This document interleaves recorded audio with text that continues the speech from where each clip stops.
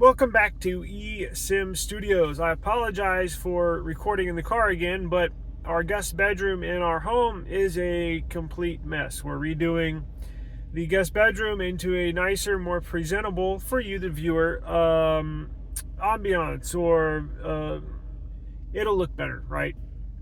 The December Pixel feature drop unleashes new camera and AI features. Now, it is rolling out to all Google Pixel 8 Pro devices. Please double check your update if you have a Pixel 8 Pro. I'm running the beta version. I'm not too clear or sure on what the status is with the devices running the beta version. I think we'll just have to wait and see. If you're not running the beta version, you're just running stock firmware. It's definitely out for your device, a Pixel 8 Pro. Now, what comes in this big update? Well, you get to capture the world with smarter camera features. There is a new video boost. The biggest is the video boost. The most important, biggest update is the video boost. Now, this is all the features that Google showed us at launch of the Pixel 8 series. All that stuff's going to be available now, finally, in the Pixel 8 Pro. So you're going to get night sight video. Google was the first to come out with night sight still photo shots, and now they're the first to come out with night sight video. It will enable you to basically record video at night, and it'll make it look a lot less dark, basically. Cannot wait to test that. You're also going to get a night sight time lapse feature. You're going to get photo unblur and portrait light upgrades. You're going to get your Pixel Watch is going to become more useful. You're also going to get video boosting in HDR. If any of you remember, they had this badass video boost that I mentioned just earlier. So you basically get to take a video. Now, it's going to upload the video. It takes an hour or two for the video to finally get back to you as a finished product. You're going to shoot a video in video boost mode.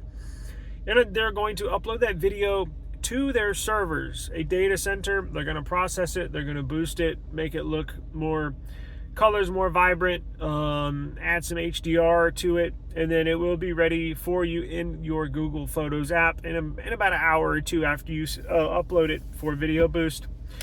You're going to get cool new AI features. Now, it says the Gemini Nano AI model is now available for the Google Pixel 8 Pro. Now, you have to enable that. It's already on your device, but you're going to have to enable that. I made a video about it last week. Go to the Play Store, update your AI Core app in the Play Store. Now, you're going to have to enable this in developer settings. Go to your settings, go to the build, and if you haven't activated developer settings, go to your settings app, go to search in the search bar in the settings, build number. And then once you search for that and select the build number, tap it 7 times, real fast. And then that'll enable developer mode settings. And then go into developer settings and search for Gemini Nano AI and or AI Core. Search for that, either Gemini Nano AI and or AI Core, and then enable that for persistent. That will also, it'll give you high quality responses, conversational awarenesses. It's their model of basically ChatGPT 4. It'll just make your smartphone a genius phone. Now, let me see what else there is. It has a new feature called Summarize, and it's available in the Recorder app. With this, you can receive a summary of any recording you capture using the app. You don't even need an internet connection because the work is all done on your device with the Gemini Nano AI model. Let's see. We got, you'll get newer, smarter Pixel Watch features. More productivity features are being added. Let's see, which are what? Clean feature. Say you take a picture of a receipt, but it's got a stain on it with clean. You can remove the stain from that document, scan it in just a few swipes, quote unquote. Clean is accessed through the camera app. You can also now use your Pixel phone as a webcam for your desktop or laptop PC. That's going to come in handy for me because I use my S23 Ultra as a webcam. Let's simply to use your device as a webcam, your Pixel 8 Pro as a webcam, and this is enabled with this update. Simply plug in your phone with the USB Type-C cable that came with your device. I'm assuming most will work. If you don't have your device's USB Type-C cable, so plug in the phone with the USB Type-C cable, and you'll see an alert. I'm assuming you plug one end to your phone and the other end into your laptop or computer. You'll see an alert that the phone is connected as a webcam. This will work with a Pixel 6 phones and up, as well as Pixel Fold and Pixel Tablet. A new repair mode is being added that will keep your personal data protected and preserved when the phone is in the shop being repaired or replaced. Or I guess not replaced, but repaired. Let's see. Additionally, Google is adding spatial audio for the Pixel tablet in a new dual screen preview mode for the Pixel Fold. With the latter feature, subjects can now see themselves on the outer screen of the Pixel Fold while the photographer is getting things ready with inside the inner screen. That's pretty cool. So, a bunch of new features. I just went over the main ones, but check your Pixel. It is live now. It does take it could take a couple days for your device to get it. However, one little trick that I use is if you're using Wi-Fi, whether it be home, office, or your gym, first thing to do if you're not getting the update, if it's saying no update available, simply restart your device. Sometimes that'll work. And the other thing and then check for an update. And then the other thing you can do, disconnect from your Wi-Fi and then reconnect to your Wi-Fi and then check it again. That will refresh the link between you and the Pixel servers, update servers, and it's worked for me in the past. So those are two little tricks you can do if your device is not receiving the update when you check it. Okay, that's for Pixel. Now, I wanted to get into Samsung. Now, update with actually, you know what? I'm going to say that for last. Samsung plans a significant design change for the Samsung Galaxy S25 series and S25 Ultra. What does that mean? That means, as you know, the S22 Ultra and the S23 Ultra, current S23 Ultra, and the upcoming S24 Ultra, which will be coming out next month. Yes, we will be getting one. They have that same circular camera design on the back, right? Now, I think it's awesome looking. I don't know what much more they can do. However, shame on me because there's a ton of stuff they can do. But news came out today. Samsung is planning a significant design change, meaning significant means, look, a regular design change means they may put the cameras on the other side, or they may, instead of the 3 down and then 2 down, they'll do 2 down and 3 down. They may have it across the back. That's a design change. A quote-unquote significant design change means they're going away from the 3-dot cameras, or actually, I guess it's 5 dots on the back. So that is in the works for the S25 series. Not the one coming out next month, that's the S24, but a year from now, we can expect to see a completely different looking S25 Ultra. We've normally in the past gotten on Apple, made fun of them for having a iPhone that basically looks the same for the last 5 years. I was wondering how long Samsung was going to sit on this design, and it looks like 3 years is that magic number. So it'll be interesting to see. The leaks are going to get real juicy this time next year, because that's when everybody's going to want to see what the new S25 Ultra is going to look like. So big news in the Samsung world that we will have a different, now hopefully they don't screw this up, but I'm sure they'll be fine. It may take a little while to get used to. Look, it took me a while to get used to the Pixel design with the Pixel 6 series with the camera going across the back, and now I freaking love it. Now these phones are in the works for years. Samsung's been developing this new look for this S25 probably. The average smartphone now, depending on if it looks the same, right? Like the S24 that's coming out this upcoming next month.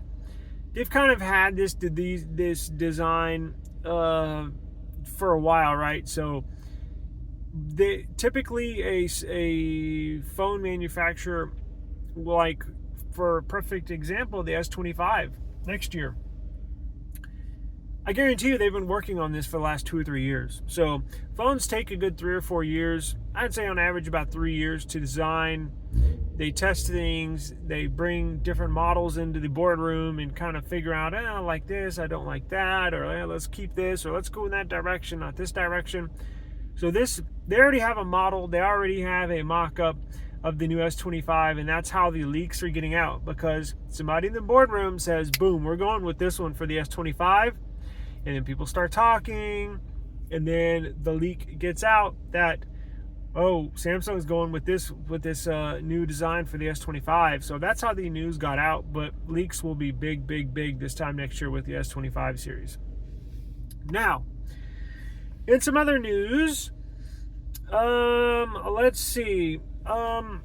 Here's something that kind of caught my attention. The new OnePlus 12. The new OnePlus 12 looks beautiful. You can actually buy the global variant right now. I think the base model is like $725, so it's not really that. I mean, it's expensive, but it's not $1,000 phone. It can be if you max it out, right? I think 24 gigs of RAM, like 2 terabytes of storage. The base model comes with 12 gigs of RAM, 256 gigs of storage, and that's perfectly fine for me. Like I said, you can buy them now, but that is the global variant. The United States variant will be out, I think, in 2 weeks. But the news came out that they have a massive heat vapor chamber. This is what I wanted Google to put into their phones, because we've had not the 8 Pixel 8 Pro, but previous years, the 7 Pro and the 6 series have had massive overheating issues when recording video in 4K. This is why OnePlus has been a leader in the quote-unquote vapor chamber world or technology for the last few years, right? They've put vapor chambers in, I think, since the OnePlus, I want to say OnePlus 8T, I believe. Maybe even before that, but from what I can remember, I know for sure the OnePlus 8T had it. So that's going back a few years. A vapor chamber where heat that allows the device to dissipate heat at a much higher rate than a device with no vapor chamber. And what it is, it's basically self-described. It's a little tube that has some moisture in there. Now it's sealed off, can't get to the rest of the device inside. But they use that moisture. They direct the heat coming off of the CPU through that vapor chamber, and it cools it down. I know Samsung had some cool tech in their devices this year, but nothing like what OnePlus has been doing. And this new OnePlus 12 has a massive vapor chamber, a much bigger one. I think it's 30% bigger than the OnePlus 11. So they keep on getting bigger. Devices keep on getting hotter with these more power-intensive games. So, not big news, but somewhat some news. I would just like to see Google do that in theirs, and then Samsung to continue theirs, and hopefully create a OnePlus like a vapor chamber for their S24, 25 Ultra series devices. Now, I do have an update on my Samsung Galaxy S23 Ultra. I put a video out 2 days ago saying that the shit just bit the dust, right? I had the dreaded moisture warning when plugging your device in. If you want, I'll link the video in the description of this to where we kind of go through everything that step by step that I went through as far as trying to locate the issue and troubleshoot stuff. Now, I fixed it. I freaking fixed it.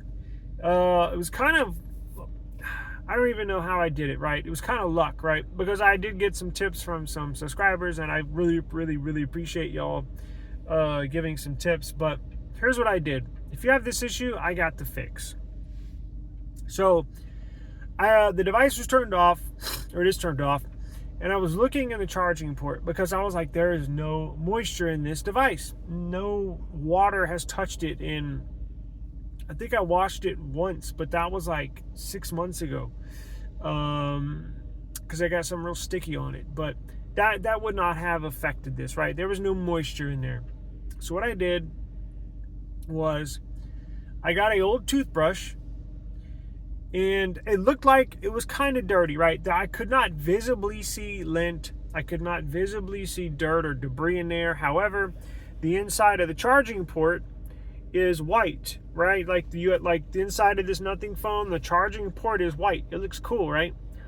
So, but the white looked dirty. It was not white. It was off-white. These brand new, the Nothing Phone 2 and the Samsung Galaxy S23 Ultra have a bright white charging port. Well, I could tell it was dirty. So what I did was I took an old toothbrush and I took a 91% rubbing alcohol, and I sprayed alcohol on my toothbrush. I put it in a spray bottle, sprayed it on my old toothbrush, and actually sprayed 1 or 2 sprays inside the charging port.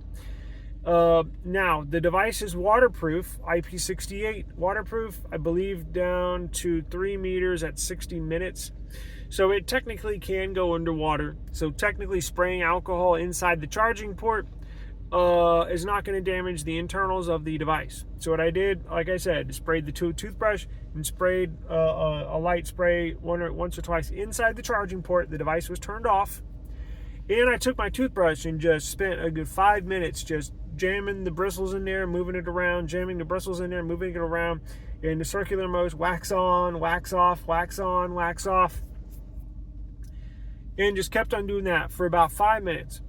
And then what I have at home is a super high powered, like you can buy those for computers and offices. You can buy the high pressured air gun or air spray, the aerosol can. Well, we took that one step further. We bought an actual air gun where it blows a massive amount of air, and it's designed to clean computer parts. Well, after scrubbing the toothbrush in there with alcohol in the charging port, I took that blowgun. You can see the blowgun in my first video in regards to this. And I blew out the charging port for another 3, 4, 5 minutes. Now, one of the was it a subscriber? Somewhere I heard somebody say in the past, and it hit me like a light bulb, to slow charge the device, because I did that with one of my Samsung S10 Plus. I had a boot loop and I slow charged it, and for some weird reason it worked. So after blowing out and making sure there was no alcohol in the charging port, I connected the slowest absolute charger that I could find in the home. It was an old Samsung charger. It was like 1.5 amps, right? It was like barely any volts, barely any watts. and just a trickle in the amp department, 1.5 amps. So I plugged that into my phone. What do you know?